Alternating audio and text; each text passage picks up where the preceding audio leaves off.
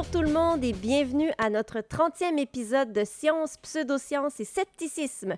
Je suis Isabelle Stéphane, votre animatrice pour cet épisode. Et moi, je suis Stéphane Thériault. Alors, aujourd'hui, on a plusieurs choses pour vous. Le sujet principal est un retour aux crypto-monnaies que tu as déjà couvert dans les épisodes 13 et 14. C'est bien avant mon temps. Et je peux pas dire que je sois très familière avec le sujet. Peux-tu nous expliquer pourquoi on revient là-dessus? En fait, ces épisodes remontent à quand même plus de 4 ans là, dans le passé, au début 2018. Là. Puis comme vous le savez probablement, là, les crypto-monnaies n'ont pas vraiment disparu du décor. Au contraire, on en entend de plus en plus parler. Alors, je voulais voir si les choses s'étaient améliorées depuis le temps. Oh, et puis? Disons qu'il y a une raison pour laquelle j'ai gardé le titre du rêve au cauchemar. Car malgré tout ce temps, absolument aucun des problèmes dont j'ai parlé à l'époque n'a été réglé. Et en fait, plusieurs se sont même ajoutés. En particulier l'apparition de quelque chose qu'on appelle NFT, les Non-Fungible Tokens. Hein, c'est quoi ça?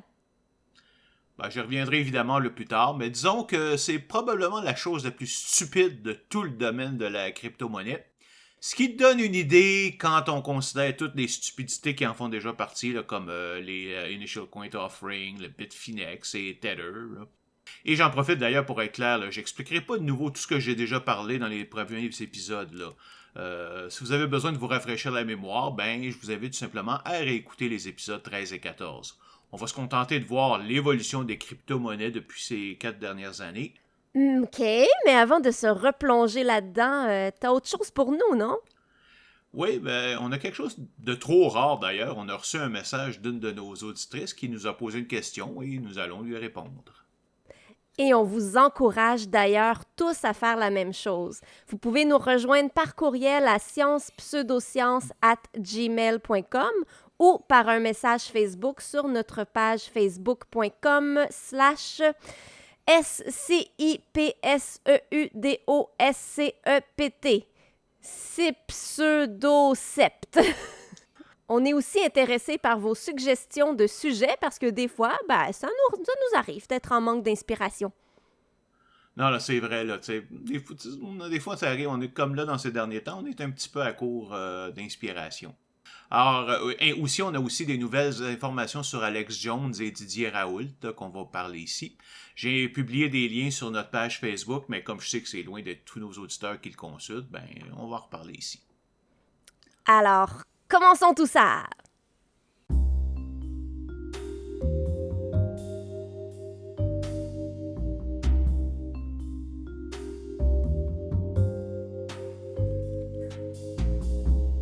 On commence donc par ce message qu'on a reçu.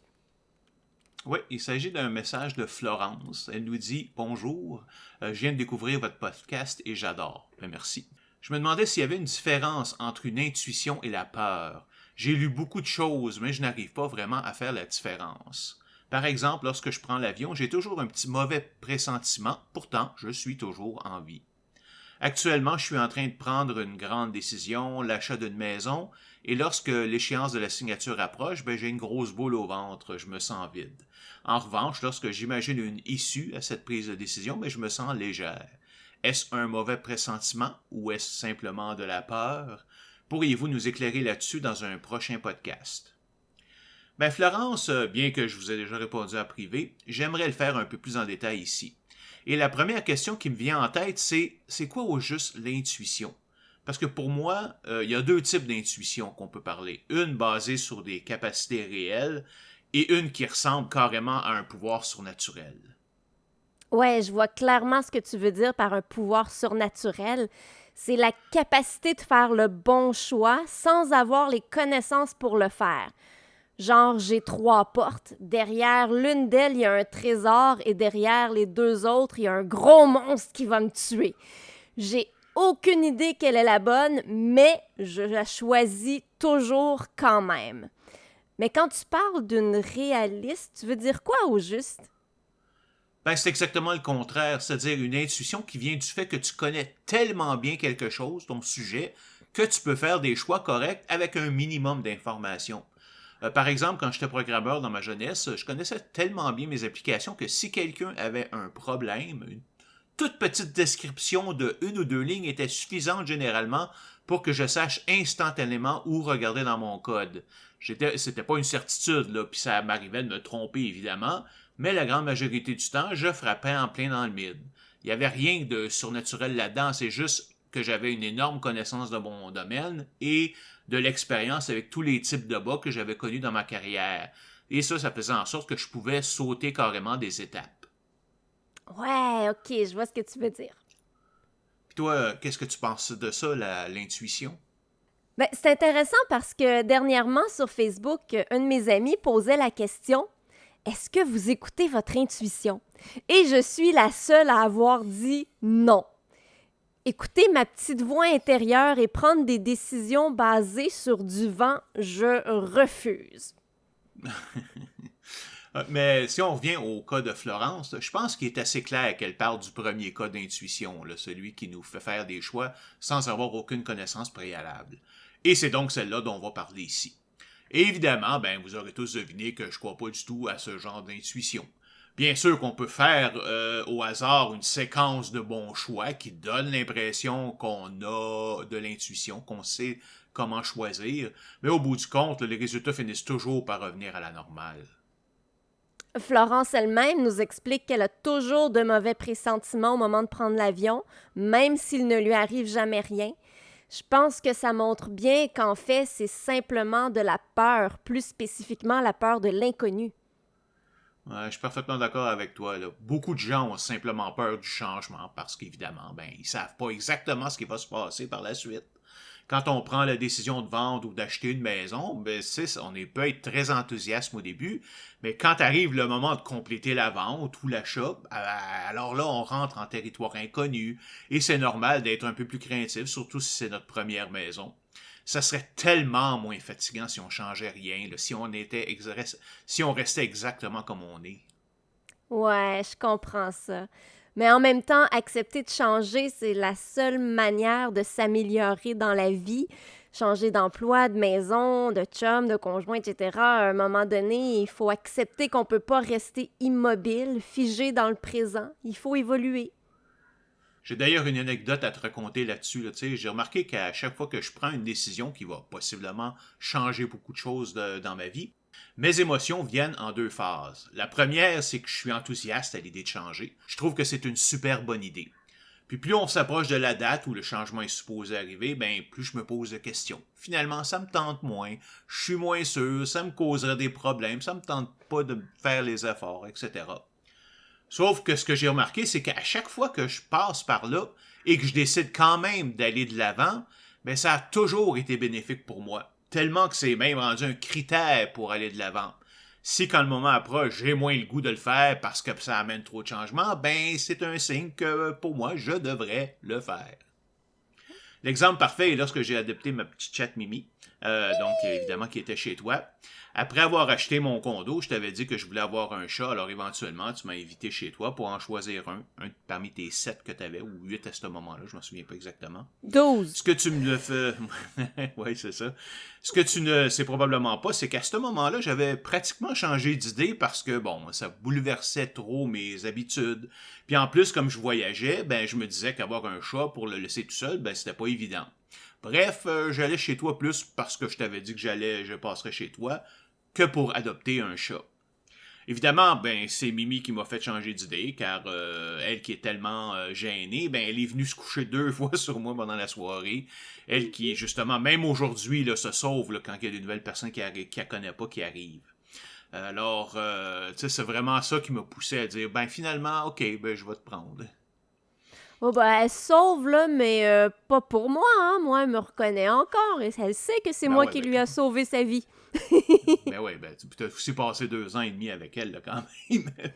Mais autrement dit, elle m'a pas laissé le choix. Donc, c'est elle qui m'a choisi. Et finalement, ben, l'adopter, ça a été une des meilleures décisions que j'ai pu prendre, là.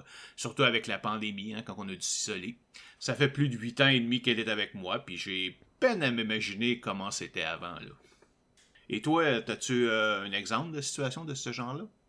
Ben, comme mon chum m'a dit l'année dernière qu'à mon âge, ça serait pas mal le bon temps pour retourner aux études.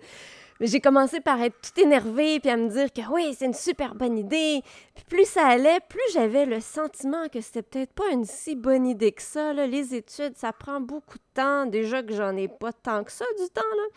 Et là, j'ai commencé à avoir l'impression que c'était pas une bonne idée du tout, que j'allais faire une erreur. Je regardais pour, les cours de psychologie, sexologie, relations d'aide. Puis, à un moment donné, j'ai réalisé que ce qui me manquait le plus, c'est le côté artistique, les spectacles, la scène. Puis là, je me suis souvenue avoir vu une école de magie à Montréal. Puis là, je me suis lancée. Et malgré cette petite voix intérieure qui me disait que c'était pas une bonne idée, finalement, je trouve ça génial et j'ai énormément de plaisir. Je fais d'ailleurs mon premier spectacle live au mois d'août. Il falloir que tu nous dises ce que c'est, là, quand même, qu'on le sache, qu'on y aille, peut-être. Mais tout ça pour dire, finalement, Florence, que nous sommes pas mal sûrs que tes mauvais pressentiments n'ont rien vraiment d'intuitif, là. Ils représentent simplement la peur de l'inconnu, de ce qui s'en vient, et du changement. Alors, vraiment, il n'y a vraiment pas de quoi s'en faire.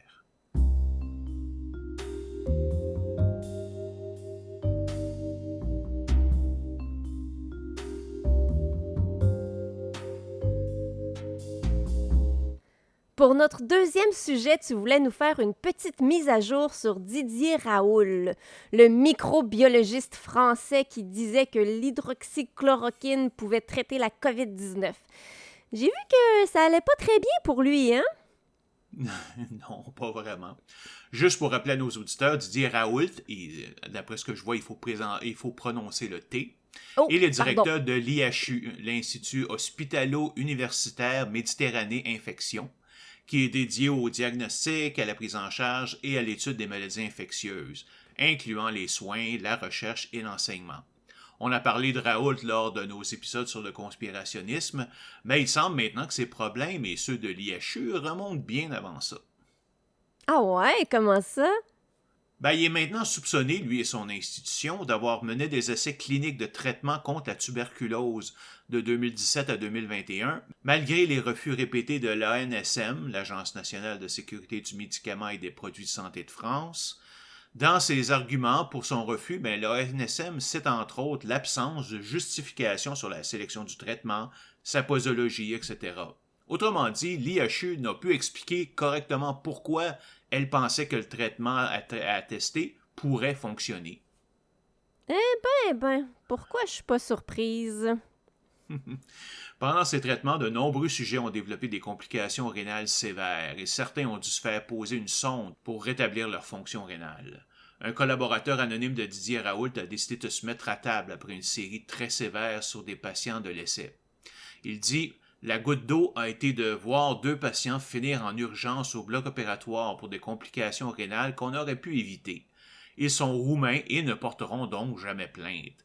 Ils ne se doutent même pas qu'ils ont été utilisés pour des essais interdits. Je suis épuisé de constater que Didier Raoult met en danger les patients en toute impunité en se présentant auprès de l'opinion publique comme un sauveur. » Wow! Est-ce qu'il y a eu des développements depuis? Oui, c'est tout nouveau d'ailleurs. L'ANSM vient de conclure son enquête qui est très dure envers Raoult et l'IHU. Le dossier a maintenant été transféré devant la justice. L'ANSM accuse notamment Raoult d'avoir demandé en retard des avis obligatoires aux autorités et même, dans certains cas, de ne pas les avoir demandés du tout. Plusieurs patients ne sont pas informés ou consultés et il n'y a eu aucun consentement sur des actes sur des enfants. Il est aussi accusé de faux et usage de faux car il a utilisé des documents falsifiés pour justifier ses recherches. Wow! C'est vraiment une descente aux enfers pour lui. Il a littéralement perdu les pédales, là. C'est un film d'horreur, cette histoire-là. Mais l'ANSM a même émis des commentaires sur l'IHU lui-même, mettant en cause sa capacité à réaliser des recherches sur la personne humaine dans le respect de la loi. C'est difficile de trouver pire pour un institut de recherche comme lui. L'ANSM recommande même qu'une formation soit donnée à ses membres pour leur enseigner la manière dont on doit faire des essais cliniques. Good! Espérons qu'il soit trouvé coupable et condamné.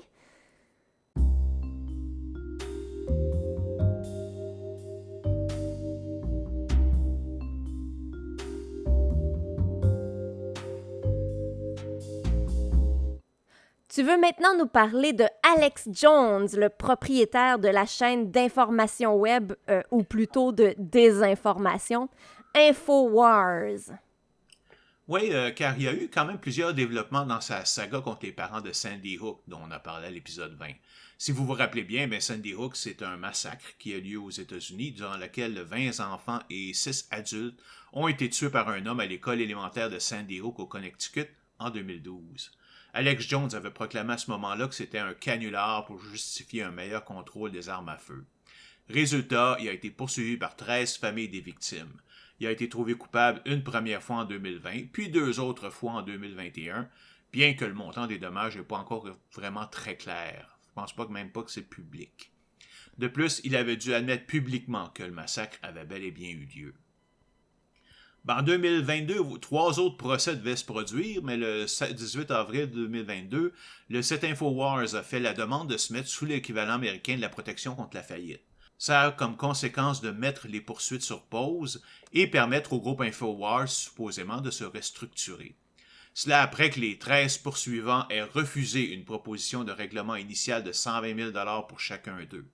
D'après Alex Jones, InfoWars n'a que de 0 à 50 000 $ d'actifs, alors que ses dettes sont entre 1 et 10 millions de dollars. Ben voyons donc comment InfoWars peut valoir juste 50 000 alors qu'ils viennent juste d'offrir des ententes d'un montant total de 1,5 million. Mystère. Mais en fait, c'est tout simplement parce que Jones a sorti l'argent de sa compagnie pour la mettre dans d'autres places, y compris ses poches. Ça te montre bien à quel point c'est un fief et menteur et une crapule, là. C'est juste plate que ce soit InfoWars qui soit dans cette situation et pas lui personnellement. Et est-ce qu'il va réussir? Non, pas vraiment de chance. Premièrement, les avocats des familles de Sandy Hook ont demandé au juge de refuser cette demande de protection parce que son but était essentiellement de forcer les poursuivants à accepter une entente hors cours, et non parce qu'InfoWars a vraiment des problèmes financiers. Une opinion partagée d'ailleurs par le département de justice américaine. Et même si la demande est acceptée, ce sera de façon temporaire. Tôt ou tard, il n'y aura pas le choix de faire face à la musique. Ça va faire du bien un peu de justice. Sur un ton pas mal plus lourd, disons qu'une autre tuerie qui a eu lieu il y a quelques jours dans une école du Texas, en fait le 24 mai dernier. 19 enfants d'une dizaine d'années ont été tués et 2 professeurs par un jeune de 18 ans armé de carabine d'assaut. Avant même qu'il soit abattu par la police, des rumeurs ont commencé à apparaître sur les réseaux sociaux et les sites conspirationnistes comme quoi, évidemment, c'était une opération false flag, comme Sandy Hook. Et là là. Ah, mais par contre, je te parie ce que tu veux qu'on verra pas ça sur InfoWars. Probablement pas, non, à moins qu'ils veulent vraiment détruire sa compagnie puis lui-même, là.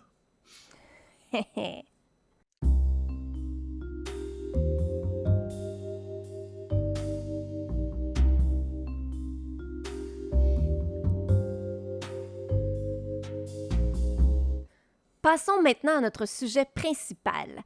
Je sais que tu as déjà fait 2 épisodes sur la crypto-monnaie, mais pour être honnête, je connais pas vraiment. En fait, c'est juste quelque chose qui m'intéresse pas.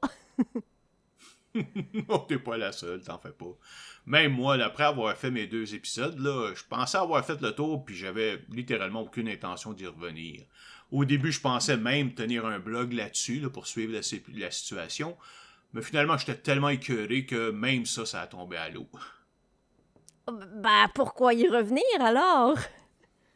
Ben, parce qu'il y a un phénomène qui est apparu récemment, les NFT. En fait, l'apparition des NFT date d'avant même mes premiers épisodes en 2017 avec les CryptoKitties, mais à ce moment-là, c'était juste une idée parmi tant d'autres. Mais depuis 2020, c'est devenu la vraie fureur dans le monde de la crypto-monnaie et même dans le monde normal. Et comme c'est la chose la plus stupide de l'histoire des crypto-monnaies, qui est déjà remplie de stupidité, comme je disais tout à l'heure, je pense que ça vaut la peine d'en parler. Et quant à revenir là-dessus, je vais en profiter pour faire une mise à jour sur les crypto-monnaies en général et en particulier sur notre cher Bitcoin.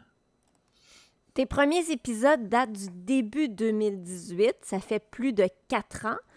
Peut-être que la situation s'est améliorée depuis ce temps-là? J'aime ton optimisme. Mais bon, commençons donc par ça.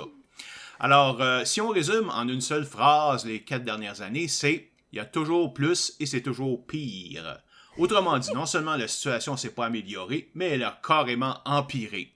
Aucun des problèmes des crypto-monnaies n'a été réglé et de nouveaux problèmes se sont ajoutés.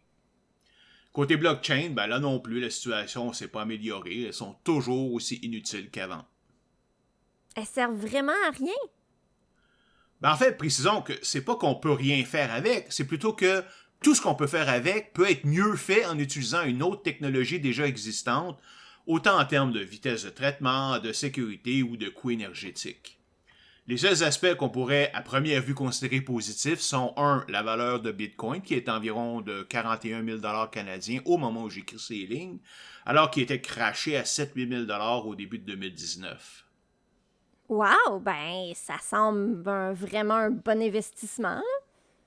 Ouais, si évidemment t'es pas un des milliers d'investisseurs victimes de fraude.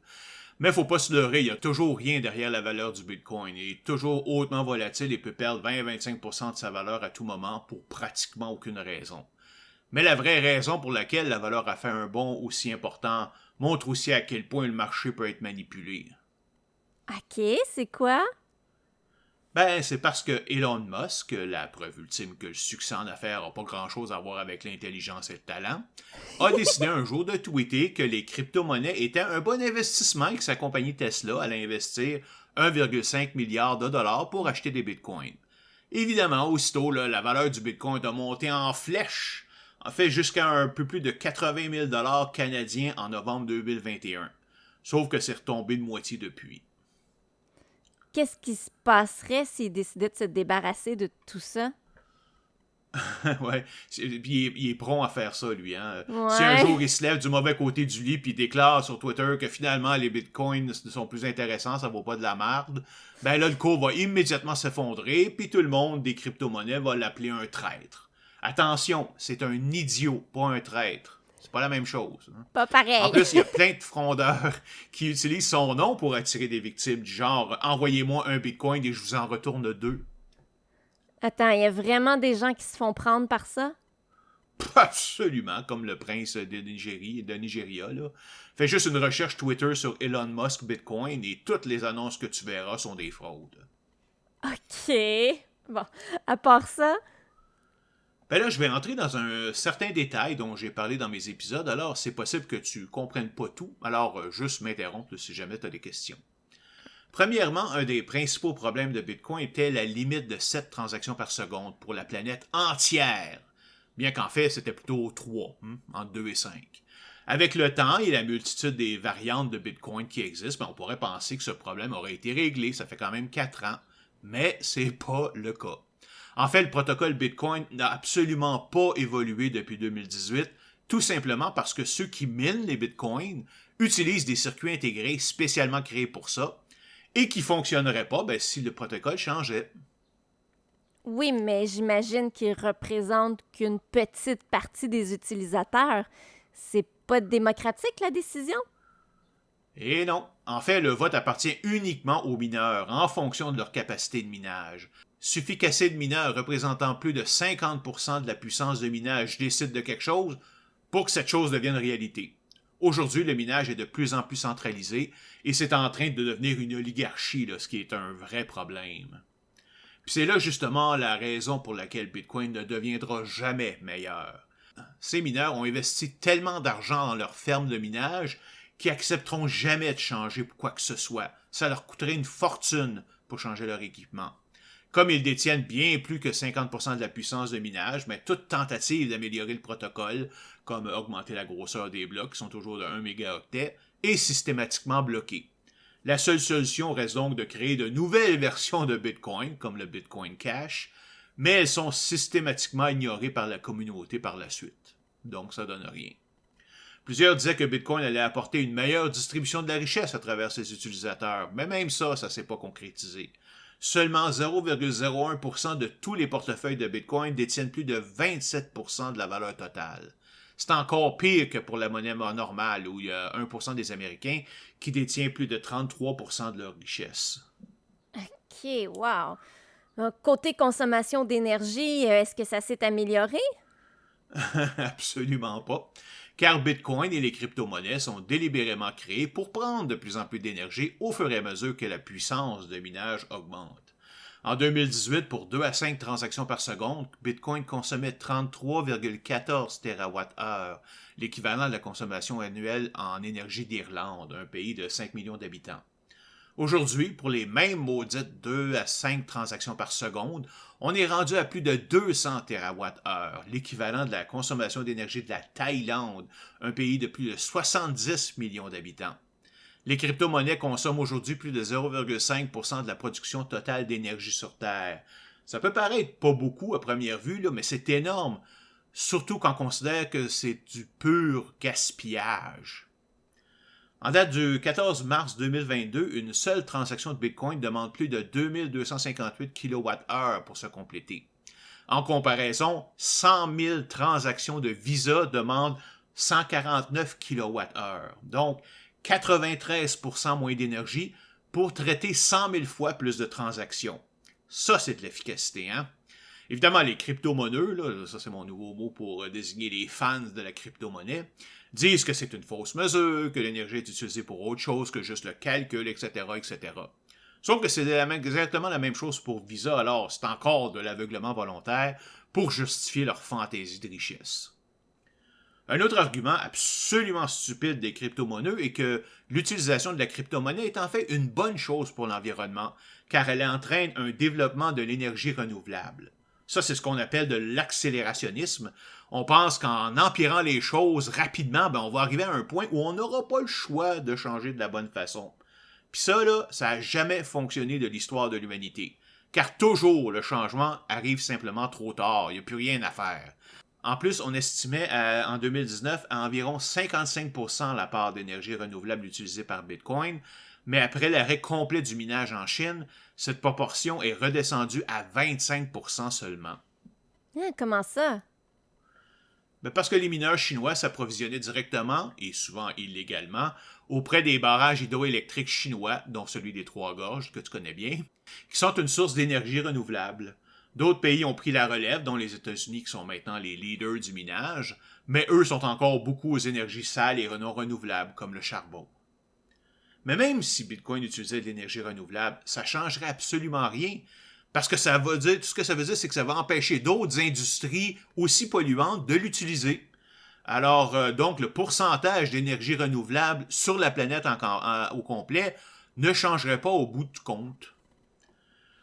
Finalement, un autre point qu'on entend est que Bitcoin est en fait une sorte de... ça me fait rire. Bitcoin est en fait une sorte de réserve d'énergie pour plus tard. Comme si c'était une batterie, là, tu sais. Je sais pas pourquoi, mais ils pensent que toute l'énergie dépensée pour miner s'emmagasine magiquement à l'intérieur du Bitcoin miné, ou quelque chose comme ça. En tout cas, c'est ce qu'ils disent. Évidemment, c'est juste un autre exemple d'aveuglement volontaire, là. Un Bitcoin est juste un jeton électronique. Ça ne peut pas contenir d'énergie. Ça ne peut pas stocker d'énergie. Si plus tard, je l'utilise, mon Bitcoin, pour acheter quelque chose, l'énergie utilisée pour la transaction va venir d'une autre source active là, qui a jamais été utilisée jusqu'à maintenant. Elle ne vient pas magiquement du Bitcoin. Chose certaine, s'ils me prouvent qu'ils ont raison, je m'engage à deux choses. Premièrement, à me repentir et acheter des Bitcoins. Et deuxièmement, à recommander leur nom pour le prix Nobel de la physique pour avoir violé les lois de la thermodynamique. Non, mais c'est aussi pire que la fameuse énergie dont parle la pseudo-science. Ouais, là, que ce soit le ki, l'énergie vitale ou n'importe quelle autre énergie indétectable de ce genre-là. Là.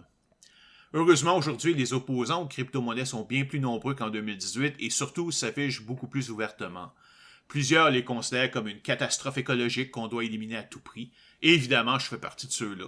Par exemple, la fondation Wikimedia, propriétaire de Wikipédia, a décidé il y a quelques semaines de ne plus accepter de dons en crypto-monnaie à la demande expresse de sa communauté. Mais il n'y a pas quelque chose qui peut être fait pour diminuer la consommation? Oh, la solution est toujours la même que v'là 4 ans, passer de la preuve de travail, le proof of work, qui cause ce gaspillage incroyable d'énergie, à la preuve par intérêt ou proof of stake. C'est-à-dire qu'une transaction est acceptée si une majorité des validateurs l'acceptent. Mais le problème est que le nombre de votes qu'un validateur détient est en fonction du nombre de jetons de crypto-monnaie qu'il possède.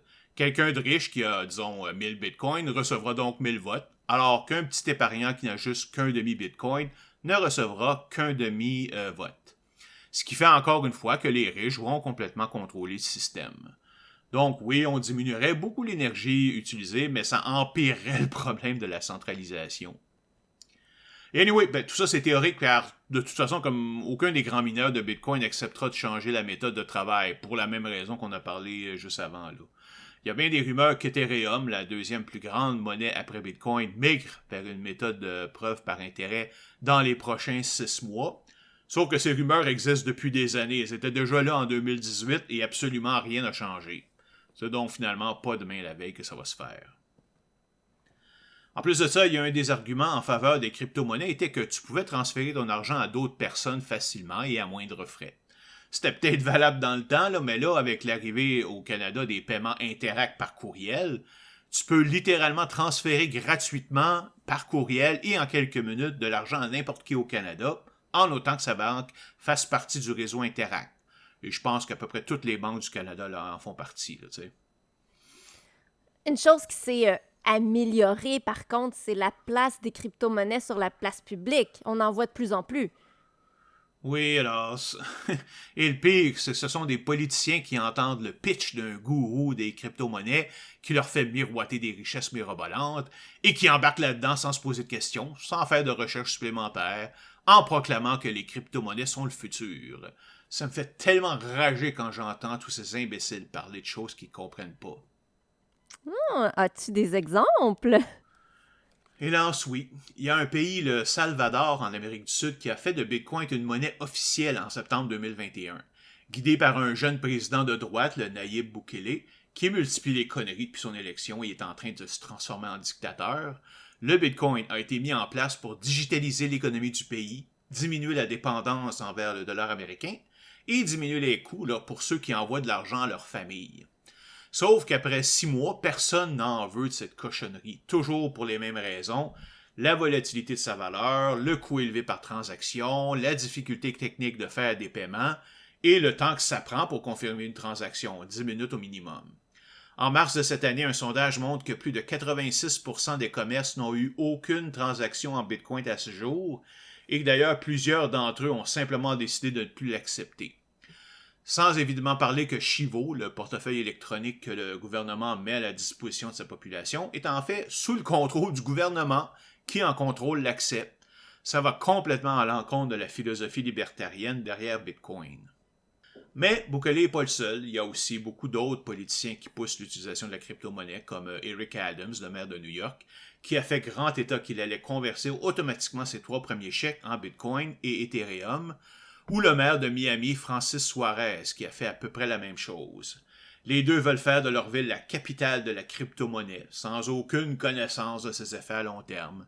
Ou pire encore, ils les connaissent, mais s'en foutent car ce sont des psychopathes. Ou en tout cas des sociopathes. Miami a quand même mis en circulation sa propre monnaie, le Miami Coin, en 2021, et qui, selon le maire, aurait rapporté plus de 30 millions de dollars à la ville. Sauf que, depuis ce temps, tout ça a disparu. Le Miami Coin, qui au plus valait 6 cents, ne vaut plus aujourd'hui que 0,32 cents, une diminution de près de 95% de sa valeur. Mais on n'a évidemment pas à chercher très loin. Un des candidats pour le poste de chef du Parti conservateur du Canada, Pierre Poilievre, a récemment déclaré qu'il voulait faire du Canada la capitale des crypto-monnaies. Une autre. Oh, que j'avais hâte que tu parles de lui. Ah ouais, j'en doute pas, t'en as entendu parler aussi. Il dit que la Banque centrale du Canada est maléfique et provoque l'inflation et qu'il va congédier son directeur dès qu'il est au pouvoir. Qu'il faut décentraliser à tout prix, yada. T'as toujours les mêmes maudits arguments qui sont toujours aussi faux aujourd'hui que v'là 4 ans, venant de politiciens ignorants. D'ailleurs, Poilievre est apparu en février sur un balado dédié à la crypto-monnaie tenu par Robert Breedlove qui transige des bitcoins. Et qui, en passant d'ailleurs, promeut des théories conspirationnistes sur la COVID-19. Détail. Pendant l'épisode, Poilievre a notamment comparé les politiques de la Banque centrale du Canada à de l'esclavage et au régime de l'Allemagne nazie. C'est ridicule. Il a même avoué qu'il tenait ses connaissances sur la crypto-monnaie uniquement de la chaîne YouTube de Breedlove que lui et sa femme écoutent tard le soir. Faut vraiment faire, encore une fois, de l'aveuglement volontaire pour prendre ces informations d'un simple YouTuber. C'est la même chose que de prendre ces informations sur la COVID-19 uniquement sur la chaîne d'Alexis Cossette-Trudel, là, tu sais. Ça n'a pas d'allure. Et en plus de tout ça, il y a des institutions sérieuses qui commencent à investir dans les crypto-monnaies. On parle ici de fonds de pension qui mettent carrément l'argent de leurs retraités en danger. Au Québec même, je viens d'apprendre que la Caisse de dépôt et de placement, qui est responsable de gérer le bas de laine des Québécois, a investi plus de 300 millions de dollars dans une compagnie anglaise, Celsius Network, qui offre une plateforme mettant en commun des dépôts de plusieurs crypto-monnaies, dont Bitcoin évidemment, et promet des revenus d'intérêt supérieurs à 10% annuellement. Je sais pas si tu le sais, là, mais il y a juste des fraudeurs et des menteurs qui peuvent promettre ce genre de rendement. Ça existe tout simplement pas dans le monde normal.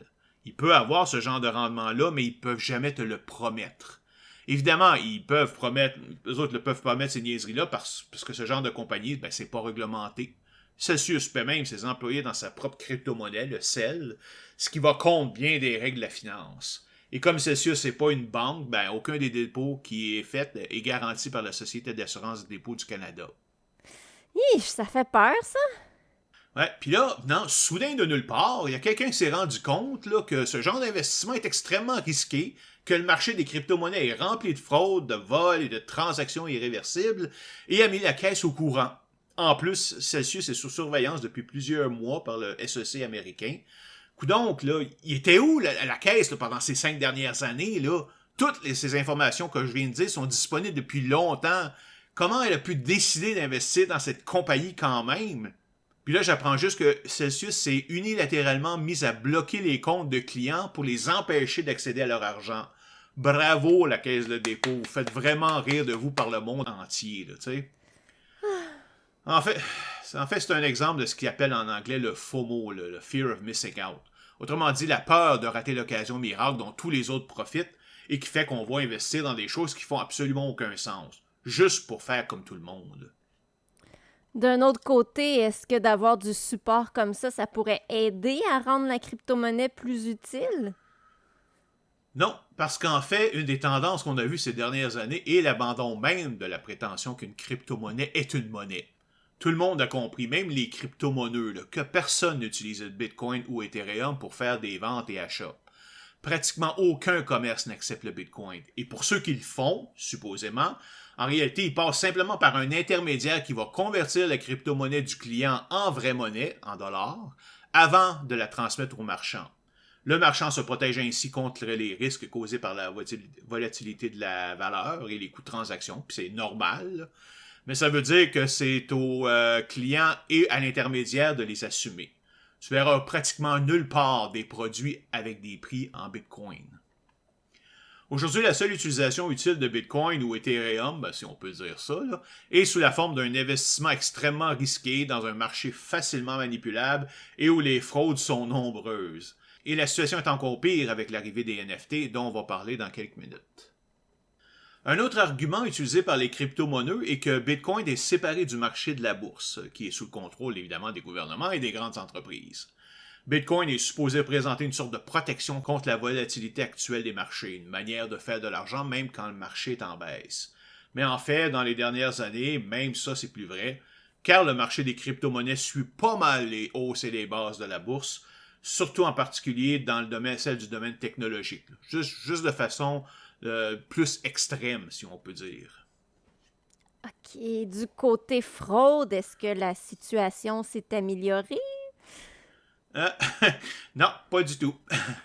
Avant même de parler des NFT, la situation est pire que jamais, en particulier sur la blockchain de Ethereum, qui supporte les fameux contrats intelligents qui ne le sont pas.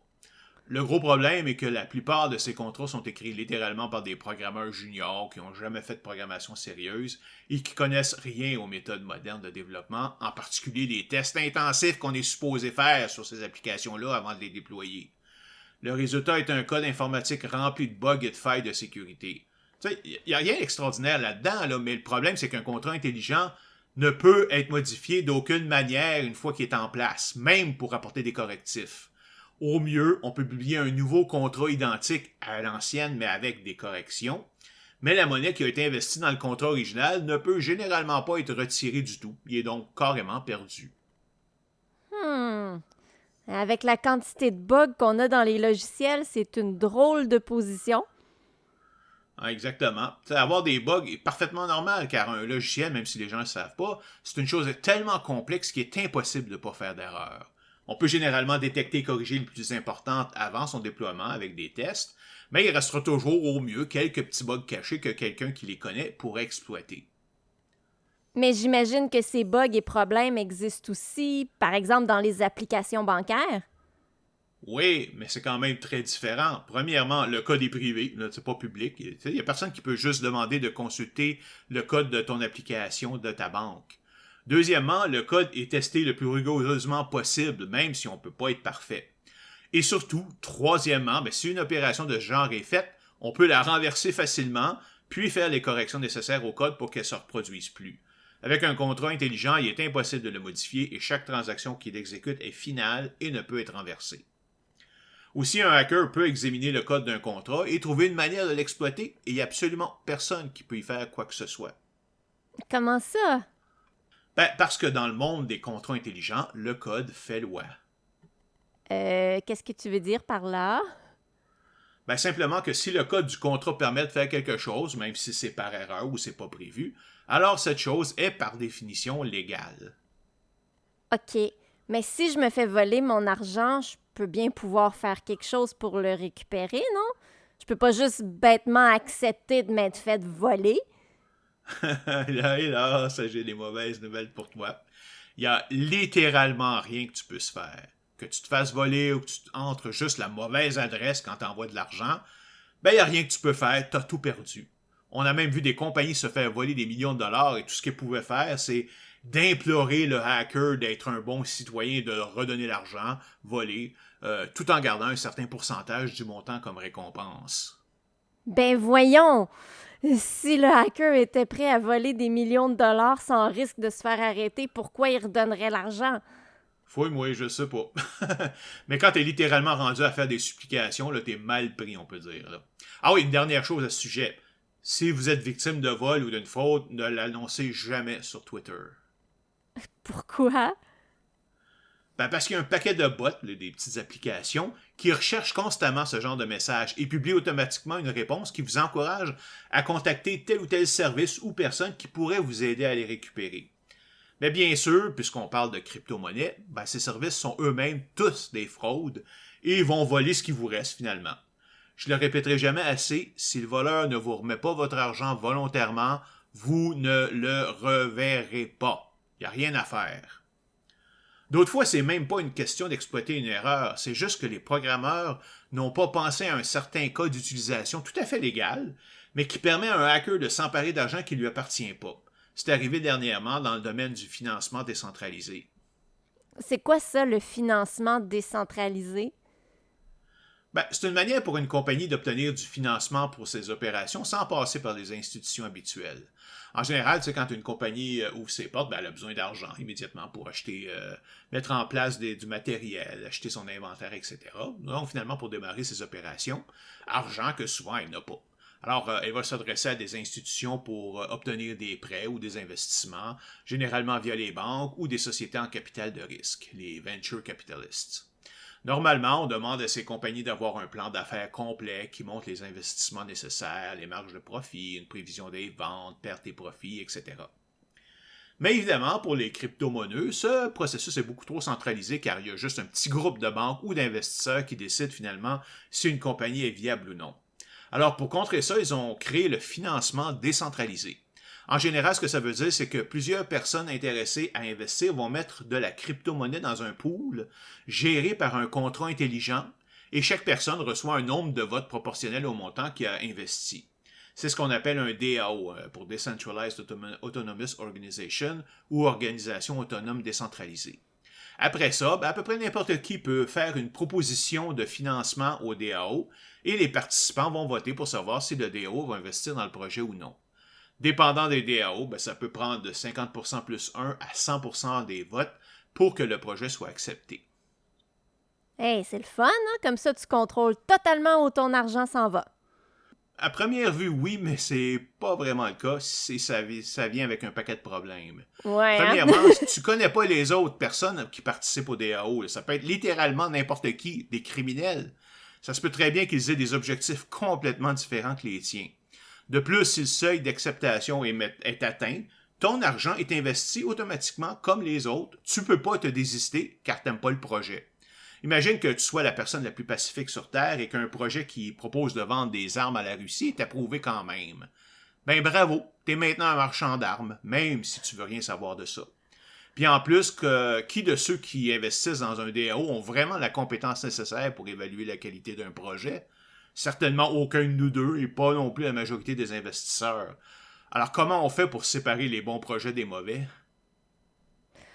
Quoi qu'on a plein d'exemples de capital de risque qui se laissent embarquer dans de mauvais projets aussi, là, juste penser à Terranos. Absolument, mais au moins ces firmes investissent leur argent pas le bien. Et comme on le mentionnait dans notre épisode sur Terranos, aucune banque ou entreprise pharmaceutique n'y a investi une seule scène, parce qu'elles savaient tous que ce qui était proposé était impossible à accomplir. Mais pour en revenir au financement décentralisé, tout ce dont je viens de vous parler, là, c'est juste le fonctionnement normal. Il y a une fraude de plus de 182 millions de dollars qui s'est produite en avril dans le projet de financement décentralisé Beanstalk, et ce, en utilisant uniquement les moyens légaux. C'est un peu complexe, mais ça vaut quand même la peine de l'expliquer. Premièrement, le hacker a envoyé une proposition vide, la proposition 18, pour approbation. Il a fait ça car une proposition doit être disponible pendant au moins une journée complète avant que le vote ne commence, mais rien n'empêche de la changer jusqu'à la toute dernière minute pour faire des ajustements. En même temps, pour semer la confusion, il a créé une autre proposition, la proposition 19, la prochaine, qui proposait de faire un don à l'Ukraine pour l'aider dans son conflit contre la Russie. Sauf que dans sa description, il en parle constamment comme s'il s'agissait de la proposition 18, celle qui est vide. En fait, tout ça, c'était pour détourner l'attention de la vraie proposition 18 vide pour ne pas qu'elle soit rejetée d'office.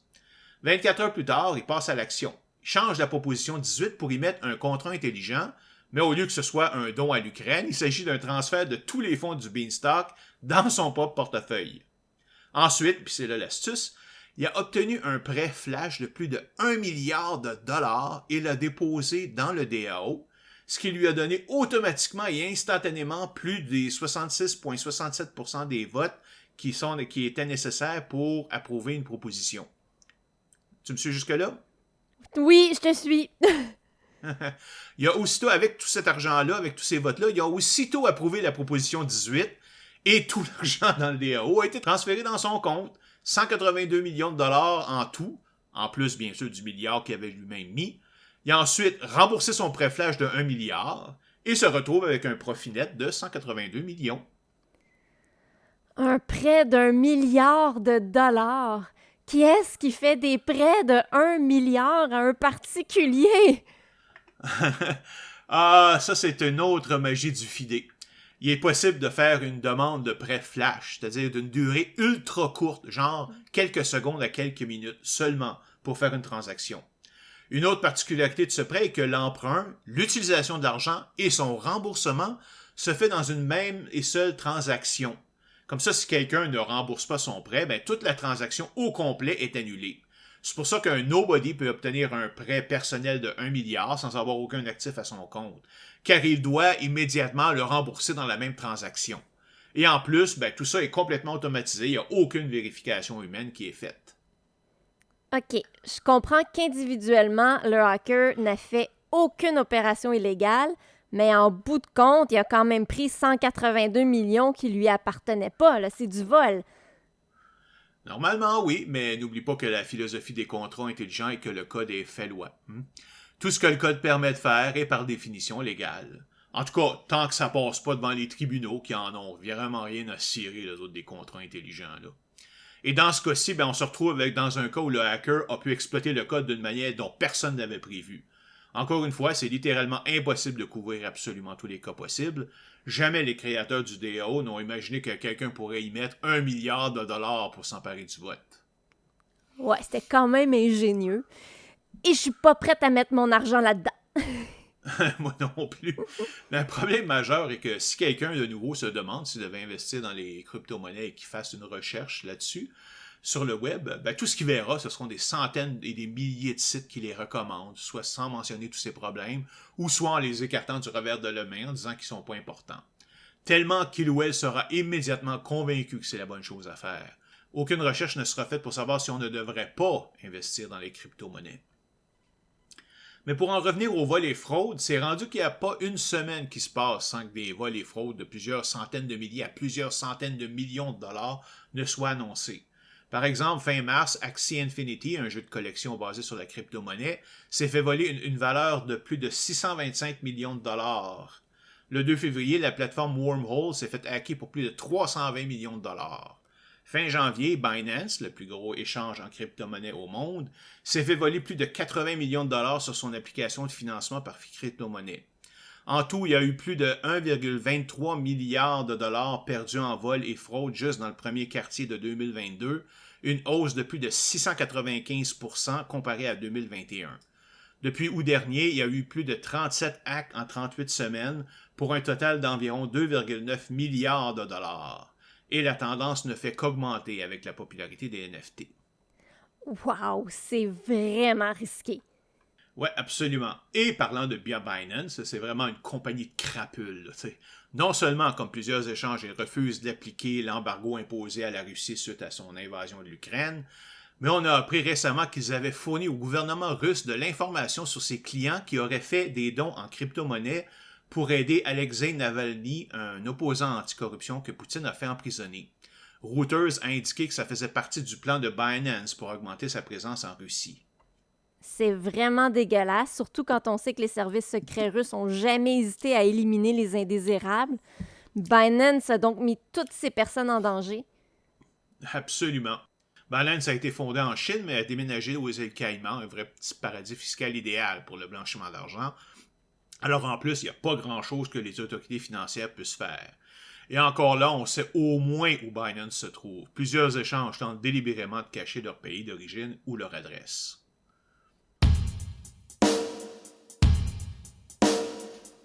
Maintenant, tu vas enfin nous parler des NFT. Première question pour tous ceux et celles comme moi qui connaissent rien à ça, c'est quoi un NFT?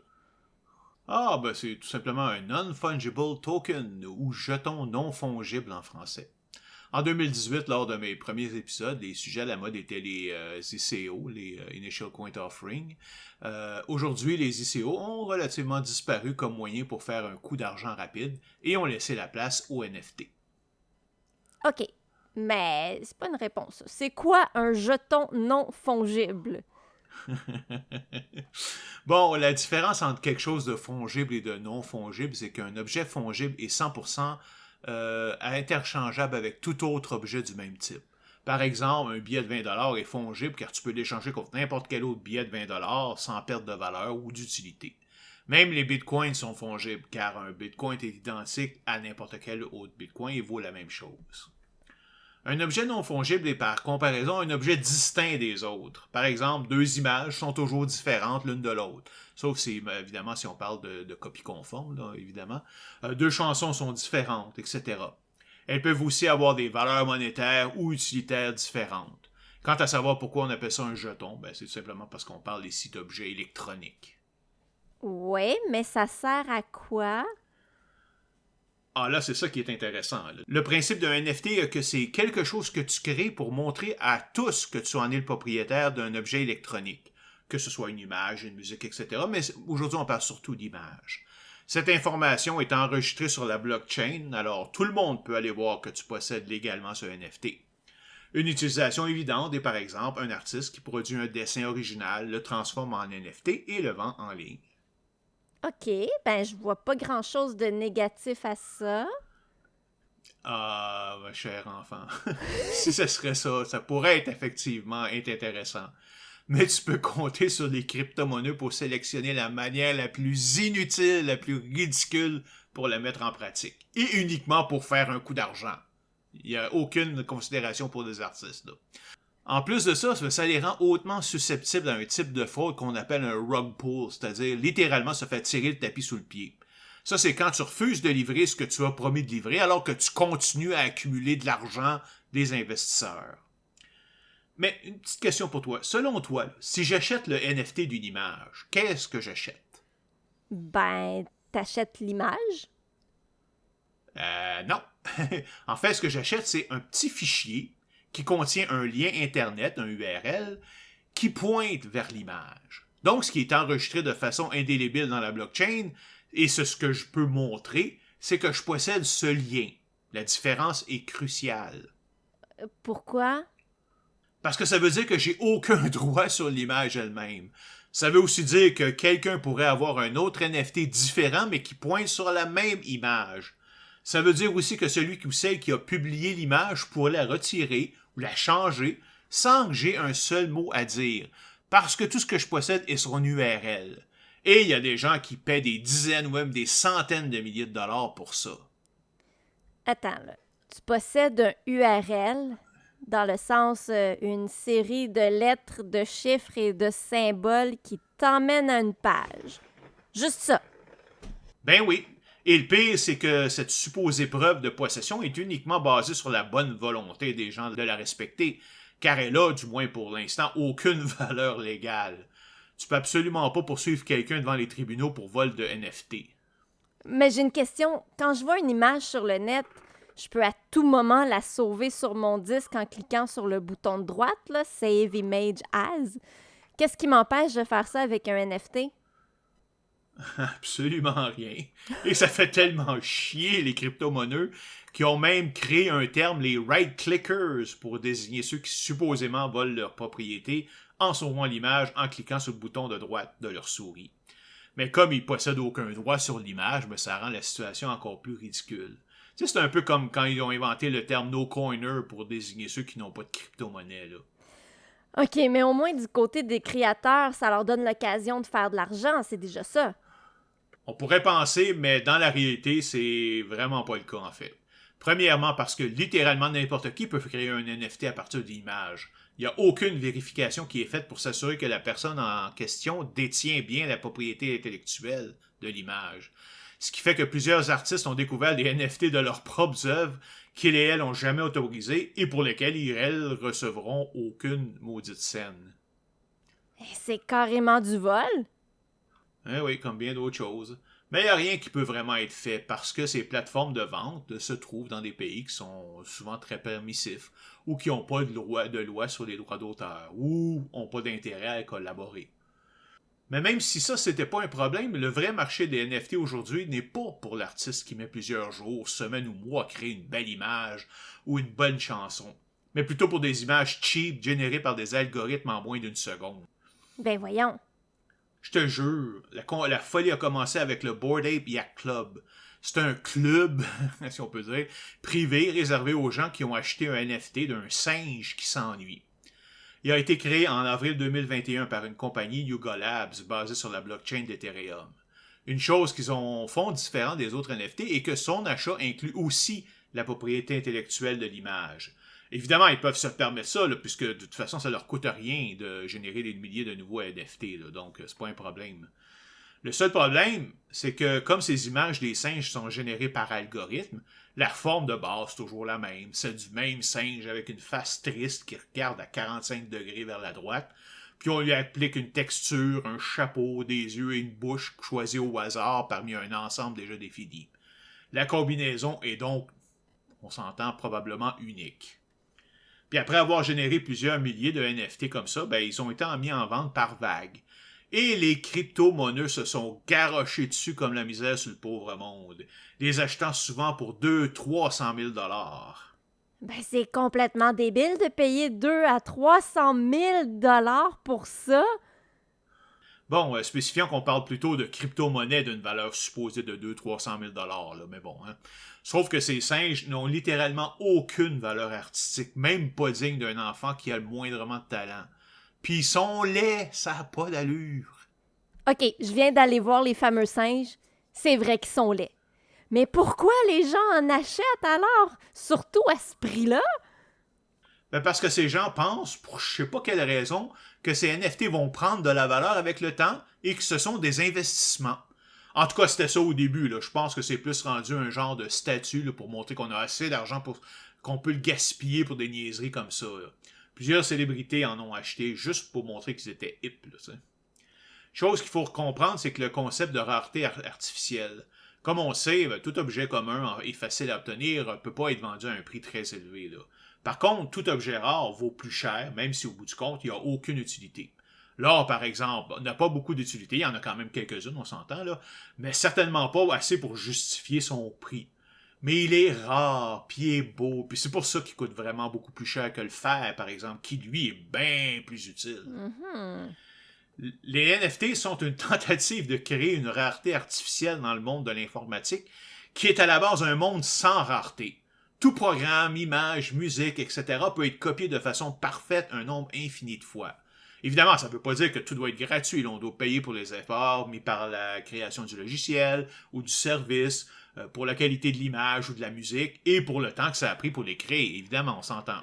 Pour les NFT du Bored Ape Yacht Club, il n'y a rien de ça qui tient parce que les images sont générées automatiquement en moins d'une seconde. Il n'y a aucune créativité et aucune qualité. Mais en créant un NFT à partir d'une image, le but est de faire en sorte que tu sois le seul qui la possède et donc de créer de la rareté pour qu'elle prenne de la valeur. Évidemment, au niveau pratique, ça ne marche pas à cause des right-clickers, mais c'est ça le but. Tu peux voir ça d'ailleurs sur Twitter, là, quelqu'un qui va utiliser le NFT d'une autre personne comme avatar. Le propriétaire va lui créer après pour lui dire de le retirer. Puis finalement, tous les autres vont rire de lui en mettant son propre avatar comme leur propre avatar à eux autres aussi. Oh, c'est bon. Ce qui est le plus rageant là-dedans, c'est que la rareté, en fait, est à la base de nos sociétés injustes où les riches contrôlent les pauvres, autant au niveau des individus que des nations. C'est une des causes principales, probablement la cause principale des guerres et des répressions. Puis là, tu as ces sociopathes-là qui veulent empirer la situation en créant de la rareté là où il n'y en a pas, juste pour se faire plus d'argent. C'est tellement déprimant. Ouais. Ben évidemment, avec le succès du Bored Ape Yacht Club, de multiples imitations sont apparues dans les mois qui ont suivi. Là. Je peux même pas dire que ce sont des pâles imitations, car elles sont pas ni mieux ni pires que les Bored Apes. Évidemment, comme elles ne sont pas les premières, ben elles doivent se contenter de vendre leur NFT de quelques milliers à quelques dizaines de milliers de dollars seulement. Tu sais, des milliers de personnes prêtes à payer des milliers de dollars pour acheter de la merde. Sincèrement, je comprends plus rien. On dirait que les crypto-monnaies ont complètement perdu les pédales. Ils n'ont aucun sens de la mesure. Mais comment ces images super génériques peuvent atteindre des prix comme ça? C'est complètement débile parce qu'au bout du compte, ils n'ont absolument aucune valeur. Évidemment, ils vont te répondre que le prix de tout objet est basé sur ce que le marché décide qu'il faut. Mais c'est un faux argument, car tout objet demande non seulement du travail pour produire, mais aussi une utilité. Même pour l'art, au bout du compte, tu l'achètes parce que t'aimes ça, à moins d'être super riche et de le faire simplement par orgueil. Non seulement les NFT n'ont aucune utilité, mais la très grande majorité d'entre eux n'ont aucune valeur artistique. Libération de l'art, qui appelle ça. Et pour ce qui est atteindre des valeurs comme ça, c'est très simple. Par manipulation du marché, voyons. C'est comme, t'es un amateur, là, tu devrais savoir ça. Tu sais, tu mets ton NFT en vente à 10 000 $. Puis en utilisant un autre portefeuille, tu te le rachètes toi-même pour 30 000 $ que tu te payes à toi-même. Puis tu te le réachètes avec un troisième portefeuille pour 100 000 $ cette fois-là. Mais évidemment, c'est toujours ton argent, fait que ça paraît pas nulle part que tu n'as pas payé une scène finalement. Et finalement, après ça, tu le mets en vente, pour vrai cette fois-ci, pour 150 000 $, notant qu'il a pris plus de 140 000 $ en valeur en seulement 2-3 mois. Wow! Pas mal sûr que ça doit pas être légal, ça, non? On joue pas dans l'illégalité ici, là?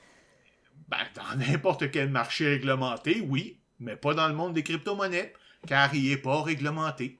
Et à moins de faire une enquête sérieuse, on peut même pas savoir que deux portefeuilles différents sont possédés par la même personne. La situation est en train de changer un petit peu quand même avec le temps, mais on est encore très loin de vraie protection. En fait, le monde de la crypto-monnaie est en train de revivre de façon extrêmement accélérée toute l'histoire de la finance et montre pourquoi les marchés sont si réglementés aujourd'hui pour se protéger contre les fraudes. OK, je comprends que les NFT sont du gaspillage complet, mais au bout du compte, pourquoi on devrait se préoccuper de ça? C'est l'argent des crypto-monnaies, comme tu dis, là. Ils peuvent bien en faire ce qu'ils veulent. S'ils veulent le gaspiller, c'est pas mon problème. Normalement, je serais d'accord avec toi. Sauf que les NFT sont bâtis sur les blockchains, principalement celle d'Ethereum. Donc, ça veut dire qu'ils contribuent au gaspillage énergétique de la crypto-monnaie. En plus, ils tentent toujours de convaincre ceux et celles qui connaissent pas ça d'investir le plus possible pour ensuite s'enfuir avec leur argent. Ouais, ok. Mais comment ils font ça? Bah, c'est simple, ils annoncent le développement d'un jeu quelconque avec plein de choses qu'on pourra y faire avec leur NFT. Puis ils mettent un paquet de NFT en pré-vente qui sont achetés rapidement par la communauté. Puis quand ils ont récolté assez d'argent, ben pouf, ils disparaissent. C'est ça un rug pull. Et comme c'est de la crypto-monnaie, ben personne ne peut récupérer son argent. Ah, c'est fou à quel point c'est facile de voler les gens. Il y a quand même quelques jeux là, qui existent qui sont basés sur les NFT et qui sont sortis, là, comme The Sandbox et Axie Infinity, dont j'ai parlé tout à l'heure parce qu'il y a eu une fraude. Même les CryptoKitties, dont j'ai parlé en 2018, sont en fait des NFT. Le terme n'était juste pas utilisé à cette époque-là. Ces jeux ont connu une certaine popularité, même s'ils sont basés principalement sur des promesses futures et sur le principe de jouer pour gagner de l'argent. C'est-à-dire qu'on fait des activités plates dans le jeu pour gagner la crypto-monnaie du jeu, qui nous permet d'acheter des objets sous forme de NFT. Mais ça donne quoi? Ben, théoriquement, ça permettrait d'utiliser les mêmes NFT sur plusieurs jeux différents, peu importe que ce soit des jeux par des compagnies différentes, peu importe que les types de jeux soient différents. Imagine avoir un lance-roquette dans un jeu médiéval. Là. Peu importe que de permettre d'utiliser ces objets dans un autre jeu demanderait un effort colossal à toutes les compagnies pour inclure ces objets, parce que c'est pas parce que j'ai une image d'un objet que la manière de l'utiliser dans mon jeu va magiquement apparaître de nulle part, là, tu sais. Hein? Mais je réitère ma question. Ça donne quoi? Je comprends pas. Pourquoi vouloir jouer avec les mêmes objets dans des jeux différents? C'est ridicule. Ah, ouais, ça fait aucun sens, je veux dire. Ben bon, c'est ce qu'ils veulent. Mais pour revenir sur le sujet, là, suite à la popularité de certains de ces jeux, là, plusieurs des grandes compagnies de jeux comme Ubisoft, Square et Eidos ont décidé d'offrir des NFT dans leurs propres jeux. Sauf que ces décisions ont été extrêmement mal accueillies par leur communauté de joueurs. Plusieurs les insultant, les accusant de détruire l'environnement juste pour faire des profits, ce qui est vrai d'ailleurs, et en promettant un boycott. C'était une réaction tellement unanime que plusieurs compagnies ont dû abandonner leur projet, genre 1 ou 2 jours après leur annonce. Aujourd'hui, toute compagnie sérieuse qui annonce un investissement dans les NFT se fait rabrouer publiquement pour contribuer au réchauffement de la planète. Et c'est tant mieux, là, car c'est exactement ce qu'ils font. OK, est-ce qu'il y a des compagnies sérieuses qui investissent dans les NFT? Je veux savoir s'il y a des compagnies que je devrais boycotter, là. Ben, il n'y en a pas beaucoup, justement, à cause des protestations. Dernièrement, il y a eu Square Enix qui a vendu ses 2 studios de Montréal car elle veut se concentrer sur le marché des NFT. Même si je suis pas sûr en quoi un mène à l'autre, là, je sais pas. La NBA, la ligue de basketball, en offre, comme la NFL du football, la Formule 1, etc. Mais ça en reste encore très flou et beaucoup de projets n'en sont qu'aux premières étapes. On va voir s'ils vont vraiment se mettre en place. OK. J'ai souvent mentionné que les blockchains sont extrêmement inefficaces car elles ne traitent qu'un nombre très limité de transactions par seconde, entre 2 et 5 pour Bitcoin et 15 pour Ethereum. Fin avril 2022, Yuga Labs, les créateurs du Bored Ape Yacht Club, a mis en vente plus de 55 000 NFT représentant des terrains virtuels dans leur futur jeu Other Size, qui verra probablement pas le jour, à un coût moyen d'environ 5 980 $ par NFT, plus les frais de transaction évidemment. Le problème est que les frais de transaction sont directement proportionnels au trafic qui passe sur le réseau Ethereum. Et l'engouement pour ces NFT était tel que le réseau est devenu rapidement congestionné, ce qui a fait exploser les frais à environ 6 000 $ par transaction. Imagine, tu dois payer 6 000 $ de plus que le prix du NFT lui-même d'ailleurs, juste pour compléter l'achat. En plus, ces coûts s'appliquent à tous ceux qui ont fait des transactions là, sur Ethereum pendant ce temps-là, là, pas juste pour acheter ces NFT-là. Il y a donc des personnes qui ont fait des transactions d'une vingtaine ou une trentaine, même de cinquantaine de dollars pour se retrouver avec 6 000 $ de frais de transaction. Et c'est une position perdante, que tu sois capable de payer les frais de transaction ou non. Comment ça? Parce que les frais de transaction sont payés avec du gaz, une autre crypto-monnaie spécialement créée pour ça, et de façon complètement automatique. Et ça marche presque comme de l'essence pour un moteur. Tu sais, c'est juste encore pire. Dans une voiture, tu sais pas exactement à l'avance combien de kilomètres tu peux faire avec l'essence que tu as dans ton réservoir. Tu penses en avoir assez pour te rendre à destination, mais tu pourrais tomber en panne avant. Et si c'est le cas, ben, tu ne récupéreras pas l'essence déjà utilisée. Mais au moins, tu as fait déjà quand même une partie du trajet et tu peux après ça aller au garage le plus près pour acheter l'essence qui te manque et compléter ton trajet. Avec Ethereum, c'est pire. Un logiciel va évaluer les frais de transaction en gaz pour ta transaction, mais dans les cas de congestion, il peut grandement les sous-estimer. Puis l'exécution du contrat intelligent commence et là tu te mets à utiliser ton gaz pour le faire exécuter. Soudainement, les frais de transaction explosent à cause de la congestion. Deux possibilités. Soit tu as assez de gaz et la transaction se complète, et tu auras payé des milliers de dollars en gaz pour avoir ton NFT. Soit tu n'en as pas assez et la transaction est annulée. Mais tu ne récupéreras pas ton gaz que tu as déjà utilisé. Lui, il est dépensé pour de bon. Et tu peux même pas juste ajouter du gaz, là, comme de l'essence dans ta voiture. Il faut que tu recommences ta transaction au complet. Donc, si tu as 1000 $ de gaz, mais que les frais finaux sont de 1001 $, non seulement tu n'as pas pu acheter ton NFT, mais tu n'as plus ton 1000 $ non plus. Mais c'est horrible, c'est de la triche. Je te le dis, il y a eu un backlash à tout ça au moins. Là. Une seule petite semaine après leur mise en vente, là, ceux qui ont acheté les NFT dans la frénésie du premier jour ont vu la valeur totale de leur investissement diminuer. Si on compte les frais de transaction, là, ben, en fait, ils ont perdu environ 1700 $ par NFT. Oh, c'est pas beau de te réjouir de cette situation. Peut-être, là, mais il mérite quand même. Un autre exemple loufoque dont j'aimerais te parler concerne la crypto-monnaie Juno. Sans aller dans le détail, il y a eu une première distribution de Juno aux différents participants. Et l'un d'entre eux aurait réussi, grâce à certains subterfuges, à obtenir beaucoup plus que la part qui lui revenait. À ce moment, la communauté a commencé à discuter de ce qui devait être le fait, là, et le fraudeur a menacé de poursuivre certains membres, en particulier ceux qui validaient des transactions, toujours sous le contexte que le code fait loi. Donc, si le code permet de le faire, c'est légal par définition. Finalement, le 1er mai 2022, la communauté Juno a décidé d'ignorer les menaces du voleur et de confisquer plus de 2,95 millions de ces Juno, d'une valeur de 33 millions de dollars, alors qu'il valait plus de 118 millions quand tout ça a commencé. Encore une fois, complètement débile. Ah, mais c'est ça. Mais c'est pas le punch final, en tout cas. Lors du transfert des 2,95 millions de Juno vers un portefeuille communautaire, l'administrateur qui a fait la transaction a commis une erreur et a rentré une mauvaise adresse de destination.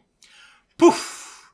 Ces 2,95 millions de Juno se sont immédiatement évaporés et personne ne pourra jamais les récupérer. Oh my God! C'était juste le petit point qui manquait à toute l'histoire pour faire ça là, parfait. Il y a aussi constamment des histoires de hacking, surtout du côté de la plateforme OpenSea. C'est une plateforme tellement populaire qu'elle a pratiquement un monopole sur la création et la vente de NFT, sauf qu'elle est pleine de trous de sécurité et se fait hacker régulièrement. J'ai aussi trouvé par exemple un site qui permet de faire l'échange de NFT entre deux personnes de façon rapide. La seule validation qui est faite, c'est de vérifier la présence d'un petit graphique, un petit sticker qui a été apposé sur le NFT pour indiquer qu'il est valide. Sais-tu comment quelqu'un s'en est pris pour voler des NFT? Ça doit avoir un lien avec la reproduction du petit graphique? Ben oui, exactement. Il a tout simplement créé le Default Ape en incluant dans l'image un faux petit graphique de vérification. Il a donc déjoué comme ça le processus de validation et échangé 3 faux NFT contre plusieurs autres légitimes. Autant que c'est possible, on s'entend. Oh, c'est vraiment stupide. Il y a un nouveau proverbe là, qui dit, en fait, ça date quand même d'une couple d'années, que si votre réaction lorsqu'on vous explique quelque chose qui a un rapport avec les crypto-monnaies est de penser qu'on vous l'a mal expliqué parce que ça peut pas être aussi stupide que ça, voyons donc, ça n'a pas d'allure, ben c'est le signe que vous avez compris. Parce que oui, c'est aussi stupide que ça. Et ça s'applique particulièrement aux NFT. Alors, où on s'en va avec tout ça? C'est difficile à dire, mais il y a quand même des bons signes. La folie pour les NFT semble déjà s'être estompée. Le nombre de transactions a baissé d'entre 70 à 90% par rapport au mois de septembre 2021 et la valeur moyenne de tous les NFT a baissé de moitié, de 5 000 à 2 500 $. Il y a un imbécile là, qui a acheté le premier tweet de Jack Dorsey, le fondateur de Twitter, pour 2,9 millions de dollars en mars 2021 pour en créer un NFT. En 2022, il a mis en vente sur OpenSea avec un montant minimum de 40 millions de dollars. Mais malheureusement pour lui, la plus haute offre qu'il a reçue est de 6 222,36 $. Bien fait pour lui. Quant à gaspiller son argent, il pourrait pas m'envoyer un petit million. Je suis sûre que j'en ai plus besoin que lui. Ouais, moi aussi. Dernière chose avant de quitter, qui n'était vraiment pas prévue, en fait, c'est qui prouve d'ailleurs que le monde est vraiment bien fait. Comment ça? Ben parce que juste après avoir complété la première version de cet épisode, il y a eu un autre crash des crypto-monnaies qui est toujours en cours. Quelle coïncidence! Ben oui, c'est ça. Ils attendaient juste pour nous autres après ça. Eh oui, notre cher Bitcoin est passé sous le seuil des 30 000 US et est en ce moment environ 28 500 Ça, c'est environ 37 000 canadiens. C'est une perte de plus de 20% en une semaine et de plus de 55% dans les 6 derniers mois. Tout ça causé en partie par la débandade d'un duo de crypto-monnaies, le supposé jeton stable Terra USD, et son compagnon Luna. Bon, je ne perdrai pas vraiment de temps à vous expliquer le tout, là, c'est compliqué puis c'est un petit peu plate, là. Mais disons que c'est un autre exemple que tout sur les crypto-monnaies est basé sur la capacité de se fermer les yeux et croire, que ça s'effondre quand quelqu'un ouvre les yeux, et que ça entraîne toutes les crypto-monnaies avec elle. Luna a perdu plus de 99,99% de sa valeur en moins d'une semaine, ce qui a causé la ruine pour plusieurs qui y ont massivement investi. Mais ça ne s'arrête pas là. Pour essayer de contrôler la situation, les administrateurs de Luna ont arrêté de rapporter sa valeur alors qu'elle valait environ encore 10 cents. Donc, sur les échanges, Luna était toujours listée à 10 cents alors qu'en fait, elle valait plus que quelques millièmes de cents.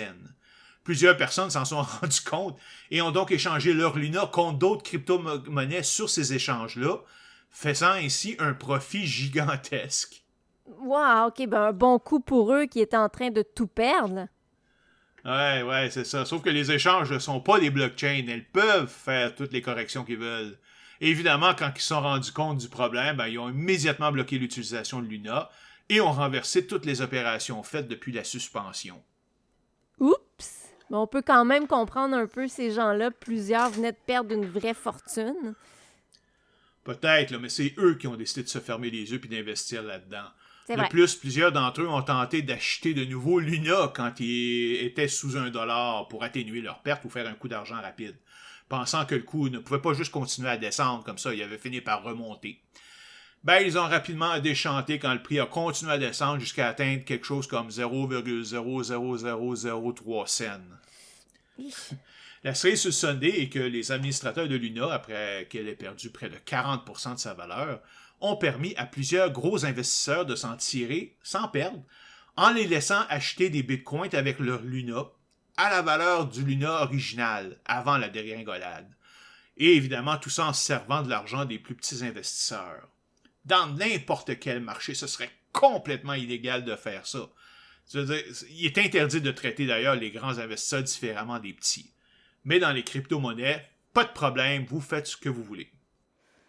Évidemment, il va peut-être avoir un backlash de la communauté, mais ça veut rien dire au point de vue légal. Là. Terra Luna et ses créateurs sont maintenant poursuivis devant les tribunaux par au moins 2 groupes de victimes pour fraude. Mais ils vont avoir de la misère à se défendre car toute leur équipe légale a démissionné en bloc quelques jours après le crash. Ils savaient probablement ce qui s'en venait. Un autre bel exemple de démocratisation de la richesse, hein? C'est vraiment dégueulasse. J'imagine que ces administrateurs devaient faire partie de ce groupe. Ouais, j'imagine aussi des grands investisseurs. Là, hein. En tout cas, il est trop tôt pour savoir si ça va provoquer un scandale ou non, on verra. Mais faut pas s'en faire pour ces gens-là, car figure-toi donc, comme preuve ultime d'aveuglement, qu'ils ont simplement décidé de repartir à zéro en créant Luna 2.0, une nouvelle crypto-monnaie qui, elle, bien sûr, ne s'écoulera pas instantanément. On devrait les appeler des lunatiques. Une distribution gratuite de Luna 2 a été faite aux propriétaires de Luna originaux, qui les ont immédiatement vendus pour récupérer une partie de leur perte.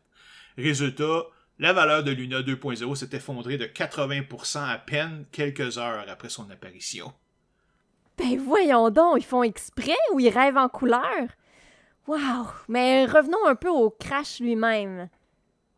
Ben, écoute, Comme d'habitude, on ressort toutes les platitudes qui sont utilisées en cas de crash, là, comme publier la ligne, le numéro de téléphone pour la prévention du suicide.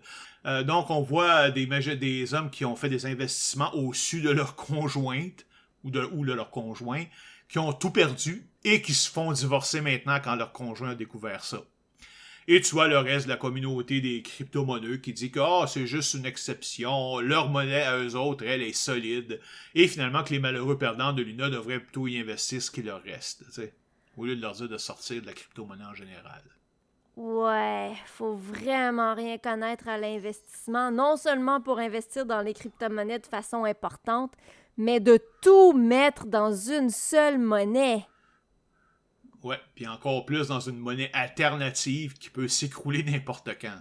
Même dans le marché boursier, la règle est de jamais mettre tout son argent dans une ou deux compagnies, mais de diversifier. Mais là, il y a quand même quelque chose de nouveau, un super-héros qu'on peut appeler à l'aide, comme Batman ou Superman. Ah oui? Hein, c'est qui? Elon Musk! Immédiatement après le crash, Twitter a été envahi par des investisseurs de Luna, Terra, qui ont tout perdu, et qui ont supplié Musk d'acheter Luna et de le tweeter, pensant que ça ferait exploser sa valeur et qu'ils pourraient ainsi récupérer toutes leurs pertes. Oh, Monsieur Musk, pensez à toutes les vies que vous allez sauver en achetant Luna. Vous pourriez sauver toute une communauté juste par l'investissement d'une infime partie de votre fortune. C'est vraiment pathétique. C'est vraiment intéressant quand même de voir comment les marchés en général, qui sont évidemment pas manipulés bien sûr, réagissent à ce crash-là. Bitfinex s'est mis de nouveau à imprimer des tethers par milliards pour soutenir et remonter le prix du Bitcoin. Ils sont rendus maintenant à quelque chose comme 86 milliards de tethers en circulation, juste du vent et mirage d'ailleurs. Ça en est tellement ridicule que plusieurs pensent que si tethers s'effondrent un jour, c'est tout l'écosystème crypto qui va suivre. Binance, qui je le rappelle est le plus important échange au monde, a décidé que c'était le temps de tenir une période de maintenance sur leur site web de plusieurs heures, par pur hasard, arrêtant ainsi toutes les transactions. Coinbase a décidé de ne plus afficher les graphiques de variation du prix et de délayer certains retraits de crypto-monnaies de quelques jours. Donc j'espère donc que vous n'aviez pas besoin de votre argent rapidement. Hein? Mais ce qui est vraiment étrange, c'est que quelqu'un s'est plaint de ce délai sur Twitter. Il a reçu un message de 3 personnes différentes lui disant qu'ils ont eu le même problème et qu'ils avaient réglé ça en contactant directement Coinbase. OK, et... Okay, tu comprends pas. Il a reçu 3 fois exactement le même message, à la lettre près, avec le même format, de 3 personnes différentes. J'ai aucune idée de ce que ça veut dire, surtout qu'il n'y avait pas de lien inclus qui pourrait indiquer une fraude. Peut-être un bot pour aider à leur réputation? Peut-être, mais bon, si c'est ça, là, ils devraient faire quelque chose d'un peu plus subtil là, pour et mettre un petit peu plus de variété dans leur texte, ça serait moins évident. Là. Mais n'empêche que c'est pas tout pour Coinbase d'ailleurs, qui, je le rappelle, est l'échange avec la meilleure réputation, en tout cas comparé aux autres cryptos, là, on s'entend. Il semble que la compagnie traverse en ce moment une phase difficile, perte de clients, diminution sensible des revenus, diminution de plus de 40% du trafic, etc. Sa valeur en bourse a chuté de plus de 75% cette année et de plus de 50% juste dans la dernière semaine. Malgré ça, la compagnie n'est pas vraiment en danger, elle demeure en relativement bonne santé financière. Mais pour rassurer tout le monde, elle a publié publiquement différents scénarios sur ce qui pourrait se passer, jusqu'à celui de la faillite. Et c'est là que quelque chose d'inattendu a surgi pour replonger la compagnie dans le chaos. Coinbase offre 2 types de portefeuilles électroniques. Le premier est le type normal, où l'investisseur demeure le responsable et possède les clés d'accès. Le deuxième, plus pour monsieur et madame tout le monde, c'est celle qui n'a pas la connaissance technique vraiment pour faire tout ce qu'il a besoin de faire, c'est un portefeuille contrôlé uniquement par Coinbase, qui est le seul à en posséder les clés, et auquel l'investisseur a accès avec un nom d'usager et mot de passe normal. C'est vraiment fait pour les personnes, comme je disais, non techniques, là, qui ne veulent pas se soucier de toute la poutine technologique là, derrière la crypto-monnaie. Donc, finalement, environ 95% de la population, sinon plus. Ce qu'on a appris dans des plans de Coinbase est que dans le cas d'une faillite, Coinbase pourrait utiliser l'argent contenu dans les portefeuilles dont elle possède les clés pour payer ses dettes. Ça, c'est le type de portefeuille de monsieur et madame tout le monde. Et l'investisseur, qui est celui qui a déposé cette monnaie dans le portefeuille, ne peut absolument rien faire pour les empêcher. Ben voyons, comment ils peuvent avoir le droit de faire ça? C'est du vol? Ben, parce qu'il n'y a aucune protection du consommateur. Celui qui possède la clé du portefeuille est celui qui en est le propriétaire et a le droit de faire ce qu'il veut avec l'argent qui s'y trouve, même s'il vient de la poche d'un autre investisseur. C'est comme si une banque en difficulté pourrait drainer l'argent des comptes de ses clients pour payer ses dettes. Là. C'est totalement, complètement ridicule. Évidemment, une banque ne peut pas faire ça à cause des nombreuses règles en place et vos dépôts sont assurés jusqu'à un certain montant. Mais rien de ça n'existe dans la crypto-monnaie. Et une bonne indication d'ailleurs à quel point le marché est immature, c'est que Coinbase dit bien qu'il pourrait être capable de faire ça. Donc, ils n'en sont même pas sûrs. Alors, en cas de faillite de Coinbase, peut-être que vous allez tout perdre, peut-être non, on n'est pas sûr. Mais faites-nous confiance, ça n'arrivera pas. Évidemment, il faut les croire. Évidemment. Comme on peut bien le penser, ben, tout ça a entraîné une autre chute de l'action de Coinbase. Puis là, j'imagine plein de gens sortant leur crypto-monnaie de là pour la mettre dans un autre échange. Le problème, bien sûr, est que Coinbase est l'échange le plus sérieux, le plus réglementé, si on peut dire. Alors, vous pouvez être sûr que c'est encore pire ailleurs. Sauf qu'ailleurs, on ne vous le dira pas, ou on va vous mentir carrément en pleine face. C'est un peu comme quelqu'un qui décide d'arrêter de faire des dons à un télévangéliste qui s'est fait pincer pour fraude. Puis au lieu d'arrêter, il se met à la recherche d'un autre télévangéliste qui, lui, serait honnête. Sans comprendre que tous les télévangélistes sont des fraudes. On se demande vraiment ce que ça demande pour que les gens acceptent le fait qu'ils se sont fait rouler. Écoute, il y en a même qui refusent tellement de réaliser qu'ils sont des victimes de fraude qu'ils n'hésiteront même pas à réinvestir à la même place dans le même projet plus tard. C'est tout dire, là, tu sais. En passant, il y a un petit fait cocasse. Là. Tu te souviens d'Eric Adams que je parlais tout à l'heure, là, le maire de New York qui voulait prendre ses 3 premiers chèques de paye en Bitcoin? Ouais. Ben, il a reçu son premier chèque de 5 900 US qu'il a immédiatement transformé en Bitcoin. Une semaine plus tard, avec le crash, ça valait plus que 2 655 $. Mais si tu comptes qu'il est imposé à 45% sur le montant initial de 5 900 $, son salaire actuel a été de moins 600 $. Ben voyons! Bon, OK, c'est pas si pire que ça, là, parce que 45%, c'est le taux original. Là. Comme l'impôt est progressif, c'est juste une partie de son salaire qui est taxée à 45%. Le reste est à un plus bas niveau. Mais ça fait rien. Il ne doit pas y avoir resté grand-chose là, dans ses poches à ce moment-là. Là. Et concernant le Salvador, ben, c'est vraiment un pays de contraste. D'un côté, le rêve avec le président qui a annoncé la construction de Bitcoin City, un projet monumental de ville basé sur la crypto-monnaie, complètement utopique, basé sur un animé d'ailleurs, et qui coûterait des dizaines de milliards de dollars à construire. Et le cauchemar, de l'autre côté, ben, c'est la réalité, où le pays va bientôt entrer en défaut de paiement de sa dette. Et ça, il n'y a pas grand-chose de pire pour un pays. Là. Imaginez, ils ne sont même pas capables de payer leurs dettes actuelles. Qui accepterait de les financer pour une dépense additionnelle de dizaines de millions de dollars? Ils devraient peut-être créer leur propre DAO, comme ça tous les crypto-monnaies pourraient contribuer. Ouais, c'est ça, juste pour ensuite tout se faire voler. Ça serait presque cathartique. Exact. Finalement, pour conclure tout ça, j'aimerais quand même vous donner quelques sources qui exposent le problème des crypto-monnaies.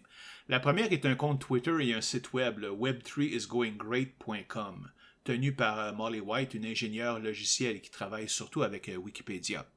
Ce site répertorie tout ce qui va mal avec la crypto-monnaie, les NFT, Web3, et demandez pas c'est quoi Web3, là on n'entrera pas là-dedans, et les blockchains en petite dose. Une autre source est le blog de David Gerard, Attack of the 50-Foot Blockchain, qui est là depuis plusieurs années et offre des articles moins fréquents mais plus développés. En fait, il était déjà l'une de mes sources pour mes premiers épisodes, là 4 ans, et il est toujours d'actualité.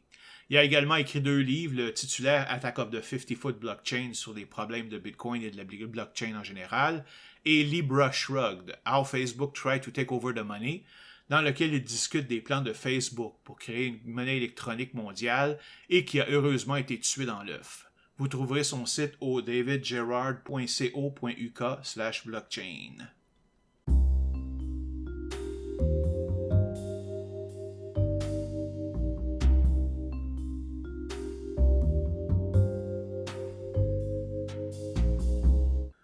Eh ben, on est enfin arrivé à la fin.